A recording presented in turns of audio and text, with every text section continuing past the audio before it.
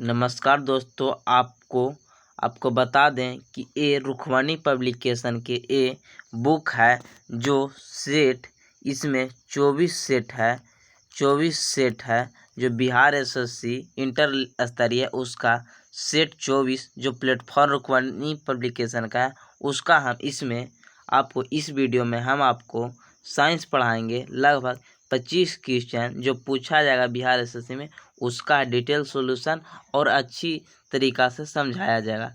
चलते हैं, पहला क्वेश्चन स्टार्ट करते हैं।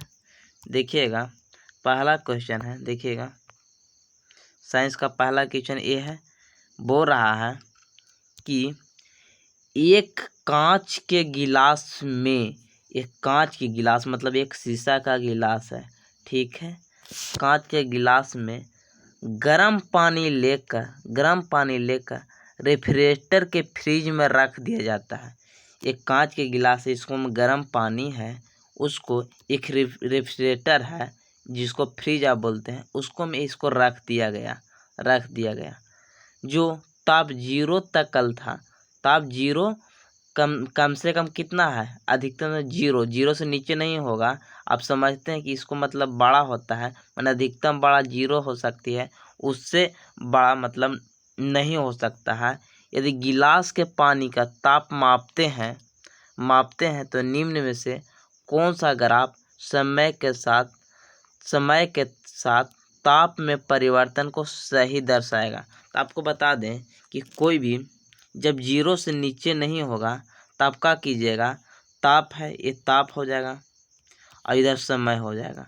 तो अधिकतम जाएगा, धीरे धीरे मान लीजिए गर्म था, मान लीजिए 10 डिग्री सेल्सियस था, 10 डिग्री सेल्सियस धीरे धीरे आएगा नीचे और 0 से कम नहीं हो सकता। तो 0 के बाद यहाँ से क्या हो जाएगा, 0 के बाद यहाँ कांस्टेंट हो जाएगा, यानी ऑप्शन नंबर बी हो जाएगा। देखिए ये मान लीजिए 10 डिग्री सेल्सियस पर ताप था, तो 1 मिनट में यहाँ हुआ, ये धीरे धीरे क्या एक कांस्टेंट हुआ। ये कौन सा नियम है, ये न्यूटन के शीतलन नियम है, चलिएगा नेक्स्ट क्वेश्चन देखिएगा। अब 42 नंबर, ऊंचे भवनों के शीर्ष पर लगे खतरे के संकेत लाल वर्ण के होते हैं। देखते होंगे कि कभी आप बड़ा मकान रहती है उसको ऊपर एक लाल रंग की बत्ती लगाई जाती है कि जहाज जाए तो उसको सिग्नल पता चले। लाल ही क्यों लगाते हैं, या ट्रेन में जब खतरा की निशानी लाल लगाई जाती है, ऐसा क्यों लगाई जाती है? इसे दूरी से आसानी से देखा जा सकता है क्योंकि अन्य वर्णों के अपेक्षा लाल वर्ण का क्या होती है प्रकाश। क्यों लाल ही के लगाते हैं? तो आपको बता दें कि धुएं तथा कोहरे द्वारा न्यूनतम प्रकीर्णित होती है। प्रकीर्णित मतलब क्षय मतलब जो मतलब न कहते हैं कि दूरों से दिखाई दे, मतलब क्षय नहीं, यानी नष्ट उसका प्रकाश न हो, यानी दूर से ही दिखाई दे, नष्ट नहीं होगा। ये चलते न्यूनतम प्रकीर्णित होना यानी क्षय नहीं होना, वही हो गया धुएं कोहरे द्वारा न्यूनतम प्रकीर्णित होना। ऑप्शन नंबर बी हो जाएगा। चलिएगा नेक्स्ट क्वेश्चन, तीसरा का देखिएगा। 43 विकल्प में उल्लेखित तथ्य में से कौन सा गुरुत्वाकर्षण के सार्वभौमिक नियम द्वारा समझाया नहीं जा सकता? कौन सा गुरुत्वाकर्षण के सार्वभौमिक नियम द्वारा समझाया नहीं जा सकता है? तो देखिएगा, पहला ऑप्शन है ग्रहों के चारों ओर सूर्य की गति। तो ग्रहों के एक ग्रह हो गया और ग्रह के को जी सूर्य की गति। तो सूर्य के चारों ओर ग्रह लगाती है कि ग्रह के चारों ओर सूर्य? ये बोल रहा है कि ग्रहों के चारों ओर सूर्य नहीं, सूर्य तो बीच में होती है, सूर्य के चारों ग्रह लगाती है, पहला ही गलत हो गया, ऑप्शन नंबर ए हो जाएगा। पृथ्वी के चारों ओर चंद्रमा की गति, हाँ पृथ्वी के चारों ओर कौन, चंद्रमा की गति होगी, बिल्कुल सही। चंद्रमा और सूर्य के ज्वार भट्टा, ये भी गुरुत्वाकर्षण के, ये जी बराबर का होता है GM × r² होता है, ये हो गया। चलिएगा इसको देखिएगा, वह बल जो हमें धरती से बांधे रहते हैं वे भी गुरुत्वाकर्षण बल है, ये भी सही हो गया। चलिएगा नेक्स्ट क्वेश्चन, निम्नलिखित में से कौन सा वोल्टेज को निरूपित करता है? तो आप जानते हैं कि V बराबर W/Q होता है, W/Q क्यू होता है। तो आप ही बताइए, ये का हो गया वोल्टेज हो गया, ये का हो गया कार्य हो गया, और क्यू आवेश। तो आवेश तो दिलहीन है, तो आप जानते हैं कि क्यू बराबर आई टी होती है। मतलब आई हो गया धारा और टी हो गया समय, यानी किया गया कार्य बटा विद्युत धारा, यानी आई अगुने टी। ऑप्शन नंबर ए हो जाएगा। चलिए नेक्स्ट क्वेश्चन 45 नंबर देखिएगा। गुणसूत्र जिनमें से गुणसूत्र बिंदु अनुपस्थित होती है, इसको हम बोल रहा है कि गुणसूत्र जिसमें गुणसूत्र अनुपस्थित होती है, एब्सेंट होती है, एब्सेंट होती है माने एसेट्रिक होती है। ऐसे एब्सेंट और ऐसे एसेट्रिक गुण एसेट्रिक कहलाती है। क्या कहलाती है? एसेट्रिक कहलाती है। मेटासेंट्रिक, मेटासेंट्रिक में मतलब क्या होगा? मेटा माने मध्य में, यानी बीच में क्रोमोसोम 20 से ही विभाजित होता था मेटासेंट्रिक में। और एसेंट्रिक माने एब्सेंट हो जाएगा, यानी एब्सेंट रहेगा कुछ में, एसेंट्रिक में। और टेलोसेंट्रिक, टेलो मतलब का टेल के कहाँ ले जाइएगा? किनारा में, यानी क्रोमोसोम किनारा एक तरफ किनारा में आ जाती है, वो हो गया कुछ ही टेलोसेंट्रिक। चलिएगा नेक्स्ट क्वेश्चन। ऐसे आप याद रखिए कि एब्सेंट माने एसेंट्रिक हो गया। जब प्रकाश नेत्र में प्रवेश करती है तो अधिकांश अपवर्तन कहाँ होती है? तो आप जानते हैं कि ये नेत्र हो गया, नेत्र के ये बाहरी भाग को क्या कहते हैं? इसको हम लोग क्या कहते हैं? इसको स्वच्छ मंडल कहते हैं और कॉर्निया कहते हैं इसी को, जहाँ अधिकांश परिवर्तन होती है। और सबसे पहले प्रकाश यहीं आती है। ऑप्शन नंबर बी हो जाएगा, स्वच्छ मंडल कॉर्निया। ऑप्शन नंबर बी हो जाएगा। और परितालिका ये प्रकाश को नियंत्रित करती है, जिसको आप इंग्लिश में आइरिस कहते हैं, आइरिस कहते हैं। चलिएगा नेक्स्ट क्वेश्चन देखिएगा, ये बहुत अच्छी क्वेश्चन है, इसको समझिएगा। रटने वाला फिजिक्स और केमिस्ट्री नहीं हो सकती है, कम से कम फिजिक्स को आप जरूर समझिए।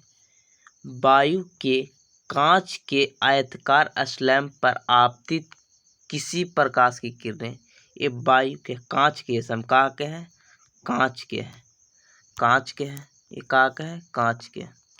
आप ही बताइए। तो ये कुछ हो गया बीरल हो गया, बीरल मतलब पतला, और ये हो गया संघन हो जाएगा। संघन मतलब सटा हुआ, यानी कांच को हो गया संघन हो गया, और नीचे का हो जाएगा बीरल हो जाएगा। तो बोल रहा है कांच का स्लैब आयताकार है, ठीक है। आपतित किसी प्रकाश की किरणें गमन पथ के 4 ABC तरीका से दर्शाई गई है, तो कौन सा रेखित हो सकता है? तभी बताइए। इस बीरल संघन के जा रहा है, ये बीरल है, बीरल में यहाँ से मान लीजिए टकराया था अभिलंब से। आप जान रहे हैं कि संघन में गया तो क्या होगा? ऐसे जा रहा था तो अभिलंब से कुछ ही नज़दीक आएगा, अभिलंब से नज़दीक आया क्योंकि सटेगा, मतलब संघन में जाएगा मतलब सटेगा, अभिलंब की तरफ सट गया। फिर यहाँ आया, फिर इसको बाद क्या होगा? अब बीरल में जाएगा तो क्या होगा? यहाँ से फिर ऐसे होगा, फिर यहाँ से बीरल में का अभिलंब से क्या होगा? हटेगा, यानी पहले सटेगा और फिर हटेगा। कौन ऑप्शन में अभी बताइए? ये देखिए पहले काम देखिए, ये सीधे निकल गया, संघन बीरल का कोई प्रभाव ही नहीं पड़ा, ये गलत हो गया।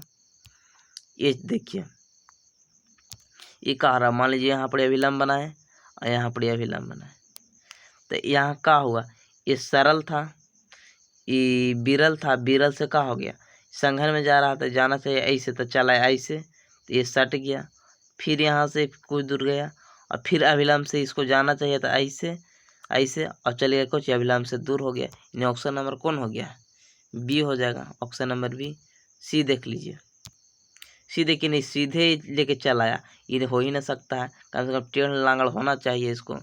इसको देखिए, ये भी यहाँ तो आया ठीक, लेकिन यहाँ पर भी सीधे चला आया, ये भी गलती, केवल बी हो जाएगा। यानी ये 47 का कौन हो जाएगा? आप बताइए। 47 के बी हो जाएगा, बी हो जाएगा। संघन में मतलब सटेगा, बिरल में जाएगा तो दूर भागेगा, यही याद रखना है। लेंस की शक्ति की एसआई मात्रा क्या होती है? लेंस की शक्ति क्या होती है? डायोप्टर होती है, डायोप्टर होती है। ऑप्शन नंबर बी हो जाएगा। मायोपिया, मेरा पिया नजदीक है, यानी क्या हो गया? निकट दृष्टि दोष, निकट दृष्टि दोष। हाइपर माने दूर हो गया, और प्रेस मायोपिया दोनों हो गया। चलिए नेक्स्ट क्वेश्चन। गतिशील विद्युत आवेश में उत्पन्न होती है, मतलब कोई आवेश एक गतिशील है एकरा मतलब इसको में विद्युत क्षेत्र भी होगी, विद्युत क्षेत्र, अब गति है तो चुंबकीय विद्युत क्षेत्र दोनों होगा। ऑप्शन नंबर सी हो जाएगा। केवल अगर अस्थाई रहता, अगर कोई आवेश अस्थाई रहता तो केवल विद्युतीय क्षेत्र उत्पन्न होती, लेकिन ये घूम रही है तो चुंबकीय क्षेत्र भी उत्पन्न होगा, यानी विद्युत अथवा चुंबकीय क्षेत्र दोनों होगा। चलिएगा नेक्स्ट क्वेश्चन। उसके बाद देखिएगा 50 नंबर। देखिएगा बहुत अच्छी क्वेश्चन हल की है। निम्नलिखित में कौन सा एल्केन, यानी ALKANE, एल्केन के सूत्र का होता है CnH2n+2 होती है, यानी सिंगल बॉन्ड होगा, यानी ऑप्शन नंबर ए हो जाएगा, ऑप्शन नंबर बी हो जाएगा। ये कौन हो गया? एल्काइन हो गया। एल्काइन में ट्रिपल बॉन्ड और एल्किन में डबल बॉन्ड। ये कुछ हो गया एल्किन, ALKENE, YNE, इसको में YNE लगा लीजिए और इसको में ANE हो जाएगा। चलिएगा नेक्स्ट क्वेश्चन। अब 50 के बाद देखिए 136 में साइंस है। अलग अलग आपको मिलेगा, साइंस का अलग मिलेगा डिस्कशन, अलग अलग आदमी द्वारा कराया जाएगा। चलिए अब देखिएगा 136 नंबर। बोरा ऑक्सीजन के एक अणु का द्रव्यमान है, तो ऑक्सीजन के एक अणु परमाणु कहता था O हो जाता, लेकिन ऑक्सीजन के एक अणु, तो एक अणु जानते हैं कि परमाणुओं को योग से ही अणु बनते हैं, यानी O2 हो गया। O2 कितना ग्राम? 32 ग्राम। 32 ग्राम हो गया। एक अणु में कितना आ गया? कितना ग्राम? 32 ग्राम। ऑप्शन नंबर बी हो गया। अणुओं की गतिज ऊर्जा को बढ़ता हुआ क्रम बताइए। अणु में सबसे ज़्यादा गतिज ऊर्जा किसको में होगा? तो आप ही बताइए, गति किसको में ज़्यादा होगा? आप बताइएगा कि गैस है तो गैस में गति कैसे होगा? और एक हो गया कुछ द्रव और एक हो गया ठोस। तो बताइए, जगह जिसको में ज़्यादा खाली रहेगा उसी में ज़्यादा गति करेगा कोई चीज़। तो ठोस भी देखिए, ठोस तो अपना घनघना रहता है, इसको में गति कम हो जाएगा। द्रव में थोड़ा बहुत हिलता डोलता है, यानी गति इसको में होगा, लेकिन गैस में सबसे ज़्यादा होगा। गैस तो खाली रहता है, अगर थोड़ा सा भी गैस आप स्टार्ट कीजिए तुरंत भागने लगेगा। यानी सबसे ज़्यादा गति ऊर्जा किसको में बढ़ता है? सबसे ज़्यादा किसको में? गैस में। जिसको तरफ मुंह खुला रहेगा वो बड़ा होगा, यानी गैस में सबसे ज़्यादा, द्रव में, और उससे कम किसको में? ठोस में, यानी ऑप्शन नंबर डी हो जाएगा। चलिएगा नेक्स्ट क्वेश्चन।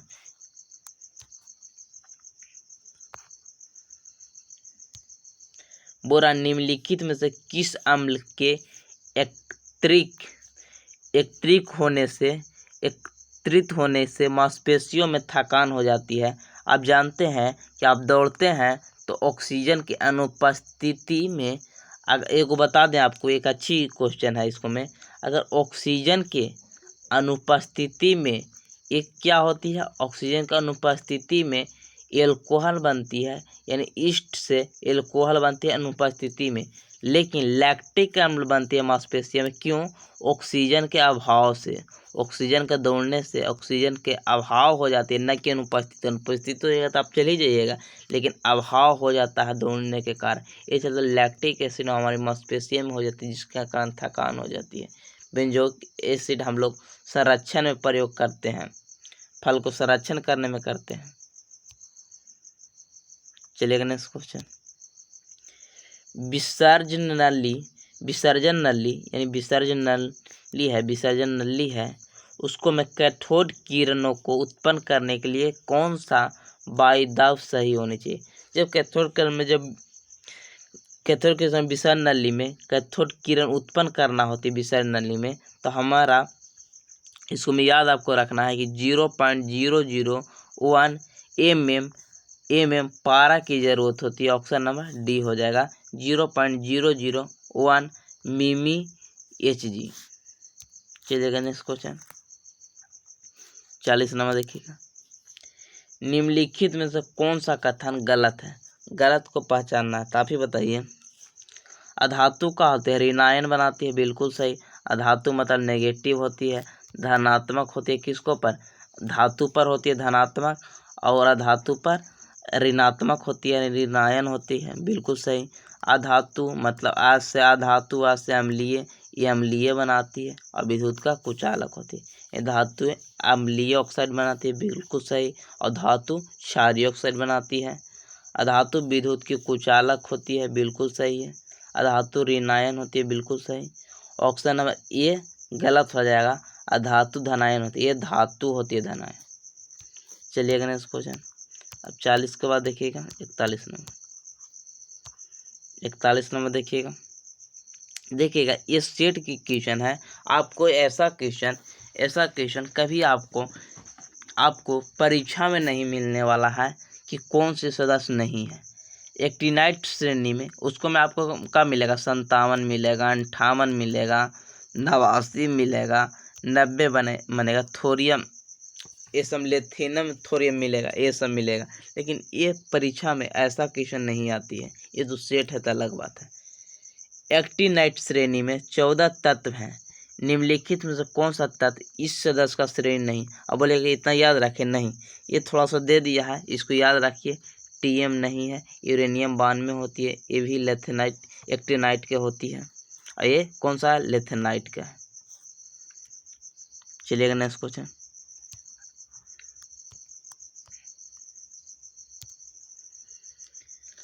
निम्नलिखित में कौन सा कथन सही है? कौन सा सही है? तो आप बताइए कौन सही है। ठोस CO2 सूखी बर्फ के रूप में जाना जाता है, बिल्कुल सही। अब देख लीजिए, उसको मैं गलत पहचानना है, तो अब देखिएगा, पहले पढ़ लीजिए पूरा, उसको बाद समझ में आएगा। ठोस CO2 सीधे तरल के रूप में बदल जाती है, नहीं, ये गलत है। ठोस CO2 सीधे ठोस से गैस के रूप में बदल जाती है। ये ऊर्ध्वपातन अभिक्रिया द्वारा होती है। सल्फर हो गया, नेप्थलीन हो गया, ये सब उत्पादन क्रिया द्वारा सीधे ठोस से गैस हो जाती है। यानी 1 सही है और 3 सही है। तब कौन कौन सही है? ऑप्शन नंबर डी हो जाएगा, 1 और 3 सही है और 2 गलत है। चलिए नेक्स्ट क्वेश्चन। वो रहा NaCl के घोल को, NaCl मतलब नमक को, घोल को, लवण को सांद्रण बढ़ा दिया, मतलब और चीनी डाल दिए। मैंने घोल था कुछ के नीमक के, और नमक का, और उसको मैं चीनी और नमक डाल दिए, तो क्या हो गया? घना गया, ये हो गया। तो pH 1 तो बढ़ेगा, इसको में pH 1 बढ़ेगा, क्योंकि आप इसको में यानी 7 था तो कुछ ज़्यादा हो जाएगा, क्योंकि ज़्यादा आप डाल दिए, यानी pH 1 बढ़ेगा। कौन सा परिवर्तन ना होने की आशा करते? तो परिवर्तन होगा, pH 1 बढ़ेगा। घनत्व बढ़ेगा, घनत्व भी बढ़ेगा, क्योंकि अब इसको में क्या घनत्व मतलब क्या होता है कि मतलब घनाल रहेगा, मतलब ठोस बनने चाहेगा, घनत्व अधिक होगा। विद्युत चालकता भी बढ़ेगी। ये विद्युत चालकता जितना आप नमक डालते हैं अर्थिंग में तो उतना ही बढ़ता है, ये भी सही। और तो ना ये बढ़ेगा कब? आप इसको ठंडा कीजिएगा तब, और गर्म कीजिएगा तो पतला होगा तो क्या होगी? सॉरी, इसको गर्म कीजिएगा तो अर्तनांक क्या होगी? बढ़ेगी, क्योंकि आप गर्म कीजिएगा तो पानी तो वाष्प में उड़ जाएगा, तो ठोस होगा तो अर्तनांक क्या होगी? बढ़ेगी। ये तो सिंपल सी कहानी है। इसको में वो रहा है लाइकोपोडियम और ट्रैकियोफाइटा किस उपसंघ का सदस्य है? ये लाइकोसेप्टाक है, इसको याद रखिएगा, लाइकोसेप्टाक है। दमा मानव शरीर के विकार उत्पन्न करती है, किस में? दमा जो टीबी जैसी होती है, किसको में? ये श्वसन तंत्र में। चलिए नेक्स्ट क्वेश्चन। वो रहा है कि निम्नलिखित में कौन सा वर्ग आहार श्रृंखला का घटक नहीं है। आहार श्रृंखला मतलब किसको सीरियल बाई नहीं खाएगा, से बात बोल रहा है। अब बताइए, घास को शेर खा जाएगा, कभी नहीं, यानी घटक नहीं होता है। तो कौन, ये नहीं होगा, ये हो गया, ये घास को शेर कभी नहीं खाएगा। फिर देखिएगा यहाँ भेड़िया को कौन खाएगा, घास खाएगा नहीं, ये भी गलत हो गया, गलत पहचानना है। मेढक को सांप खाएगा, मेढक को सांप खाएगा। सांप को चील, और चील को घास खाएगा नहीं, चील को घास नहीं खाएगा, ये भी गलत है, आहार श्रृंखला घटक नहीं है, तीनों गलत हो गया। पलवन का मानव को मछली, मानव के कौन हो जाएगा, मछली क्या बोल रही है 146 के बोल रहा है कि कौन कौन सा घटक आहार श्रृंखला घटक नहीं होता है, तो कौन नहीं होता है, यानी ऑप्शन नंबर कौन हो जाएगा, सी हो जाएगा। कौन, क्योंकि पलवन को मानव मछली टिंडा ये बैठ रहा है, सब तो देल है, सॉरी इसको मैं दे रहा है कि कौन सही क्रम नहीं, ये नहीं पूछ रहा कौन नहीं हो सकता है, तो कौन नहीं हो सकता, बी और तीन नहीं हो सकती। इसको कैसे बनाइएगा, इस सजाने के लिए बोल रहा, हम पहले देख लिए, सॉरी इसको मैं बोल रहा सजाने के लिए बोल रहा। तो आप ही बताइए पलवन का है, पलवन का होता है, पलवन होता है जो मछली खाती है, मछली। अब मछली किसको, मछली के टिंडा खा जाएगा या टिंडा का मछली खा जाएगा, कभी नहीं होगा, यानी ये हो गया। इसको में तो होगा, देखिएगा कैसे, इसको सजा के मैंने हो सकता है सही, और नहीं घटक है मतलब नहीं बन सकता है, कभी नहीं, तो ये कभी नहीं बनेगा। अब देखिए घास है, तो घास को खरगोश को कौन खाएगा, खरगोश को कौन खाएगा, भेड़िया, और भेड़िया को कौन खा जाएगा, शेर खा जाएगा। ये भेड़िया वो है जो जंगली जानवर भेड़िया है, एगो जंगली होती है, एगो पालतू होती है। फिर इसको देखिएगा, भेड़िया को घास ही खाता है, नहीं खाता है, ये नहीं खाता है, ये हो गया गलत, यानी 2 और 3 गलत हो गया। ये तो हो ही जाएगा। घास को टिंडा को कौन खाएगा, मेढक को सांप, और सांप के चील, ये भी बनेगा। तो ये 2 श्रृंखला नहीं बनेगा, 2 और 3 नहीं बनेगा, इसको ध्यान से देखिए। एंटीबायोटिक्स के बारे में इनमें से कौन सा कथन सही नहीं है। एंटीबायोटिक मतलब बैक्टीरिया को मारने वाली एंटीबायोटिक होती है। एनाल्जेसिक जो मतलब सूंघाने के बाद बेहोश हो जाता है, वो एनाल्जेसिक होती है। तो एंटीबायोटिक विषाणुओं के विरुद्ध प्रभावी नहीं होती, बिल्कुल सही। आप देखें तो कोरोना है, तो एंटीबायोटिक कभी नहीं ठीक करता है, ये कौन सा विषाणु होगा, विषाणु को कभी एंटीबायोटिक यानी बैक्टीरिया का मारने वाला जीव विषाणु को कैसे मारेगा, यही बिल्कुल सही है कि प्रभावित नहीं होती, मतलब इसको तो कोई प्रभाव नहीं पड़ता है, बिल्कुल सही। एंटीबायोटिक जुकाम में फ्लू को प्रभावित नहीं होती है, एंटीबायोटिक है जो जुकाम में फ्लू को प्रभावित नहीं करते, बिल्कुल सही। जुकाम भी वायरस से होने वाली है, फ्लू भी वायरस से, ये भी सही है। एंटीबायोटिक 2 प्रभाव, चेचक और फाइलेरिया। तो चेचक कोची होती है, चेचक भी बैरेलिया वायरस से होती है, बैरसीला वायरस से होती है, तो वायरस को तो प्रभावित नहीं करती है, और ये कह रहा है कि प्रभावित करती है, डिप्थीरिया और फाइलेरिया सबको प्रभावित करती है, बिल्कुल गलत हो गया, क्योंकि चेचक है ये बैरसीला वायरस के कारण वायरस को प्रभावित एंटीबायोटिक नहीं करती है, ये बिल्कुल गलत हो गया, यानी ऑप्शन नंबर सी हो गया, गलत पहचाना सही नहीं है। एंटीबायोटिक जीवाणु रोगों को विरुद्ध प्रभावित करती है, बिल्कुल सही है।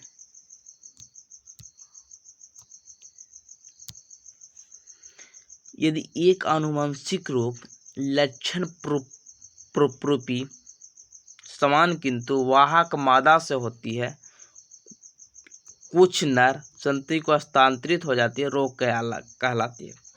यदि एक आनुवंशिक रोग है जो लक्षण प्ररूपी समान किंतु वाहक मादा से होती है, जो मादा से शुरू होती है लेकिन कुछ नरों में हस्तांतरित हो जाती है, उससे कैसे, लिंग संलग्न अप्रभावी द्वारा, लिंग सह लगन अप्रभावी द्वारा। देखिए 149, निम्नलिखित कथनों से कौन सा सही नहीं है? कौन सा सही नहीं है? सही नहीं पहचानना है यानी गलत पहचाना। सभी हरे पौधे नीले हरे शैवाल द्वारा उत्पाद होती है। बिल्कुल सही। सभी हरे पौधे और नीले हरे शैवाल उत्पादक होते हैं। बिल्कुल सही। जो हरे पौधे हैं और नीले शैवाल ये सब उत्पादक में आती है। उसके बाद प्रथम उपभोक्ता होती है, द्वितीय उपभोक्ता, तृतीय उपभोक्ता होती है, इन उत्पादक में आती है। बिल्कुल सही है। हरे पौधे अपना भोजन कार्बनिक यौगिक से प्राप्त करते हैं। नहीं, आप जानते हैं कि ये CO2 प्लस H2O से ये कार्बन CO2 प्लस H2O से अपना क्लोरोफिल और प्रकाश की उपस्थिति में C6H12O6 बनाते हैं और अपना भोजन बनाते हैं। ये किसका? कार्बनिक से नहीं, अकार्बनिक से बनाते हैं। बिल्कुल गलत हो गया। उत्पादक, ये तो अकार्बनिक हो गया। उत्पादक स्वयं अपना भोजन अकार्बनिक यौगिक से तैयार करते हैं। बिल्कुल सही है, ये भी सही है। पौधे और ऊर्जा रासायनिक ऊर्जा में बदलते हैं। पौधे और ऊर्जा को रासायनिक ऊर्जा में बदलते हैं। बिल्कुल सही। पौधे अपना रासायनिक रिएक्शन करते हैं। बिल्कुल सही। फिर C6H12O6 यानी ग्लूकोज से फिर CO2 नहीं तोड़ता है। बिल्कुल सही है। HIV का इलाज नहीं होने पर हो सकता है कुछ एड्स होगा। एड्स हो जाएगा। Option number C। जय हिंद, जय भारत। सब्सक्राइब कीजिए, लाइक कीजिए और शेयर कीजिए। मिलते हैं आपको नेक्स्ट वीडियो में। आप कैसा लगा कमेंट में जरूर बताइए।